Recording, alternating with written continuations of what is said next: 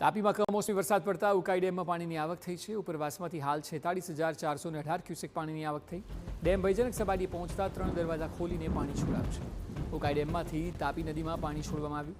હાલ ડેમની સપાટી 345.02 ફૂટ પર આવી છે। ડેમના 3 દરવાજા 4 ફૂટ સુધી ખોલવાતા નદી કાંઠાના ગામોને એલર્ટ કરવામાં આવ્યા છે।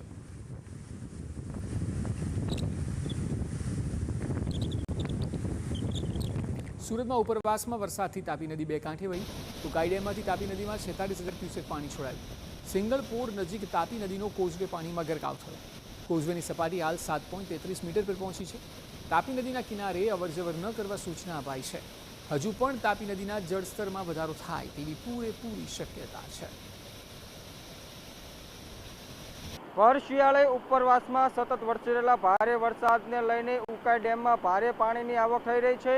ઉકાઈ ડેમનું રૂલ લેવલ જાળવવા માટે તંત્ર દ્વારા તાપી નદીમાં પાણી છોડવામાં આવી રહ્યું છે, જેને લઈને તાપી નદી હાલ બે કાંઠે વહેતી થઈ છે। સીધા દ્રશ્યો જોઈ શકો છો કે સુરત શહેરના સિંગણપુર નજીક જે તાપી નદીનો કોઝવે છે તે હાલ પાણીમાં ડૂબી ગયો છે અને આ તાપી નદીમાં ભારે પાણીની આવક થઈ છે, જેને લઈને સુરત શહેરનું તંત્ર હરકતમાં આવી ગયું છે।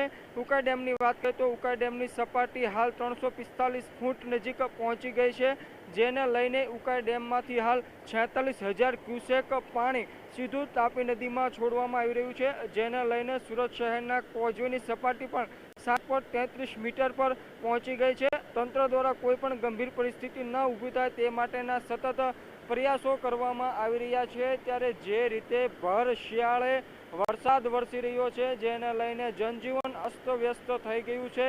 દક્ષિણ ગુજરાત સહિત સુરત શહેરના નાના મોટા જળાશયો પણ ફરી એકવાર સક્રિય થઈ ગયા છે અને બે કાંઠે વહી રહ્યા છે। ત્યારે આ ભર શિયાળે વરસી રહેલો વરસાદ ખેડૂતો માટે આફતરૂપ સાબિત થઈ રહ્યો છે।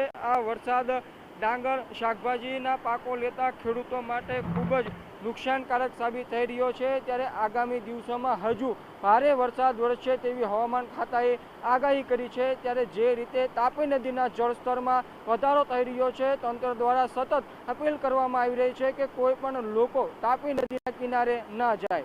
કેમેરામેન સંજય સાથે મેહુલ ભોકળવા, TV9 સુરત।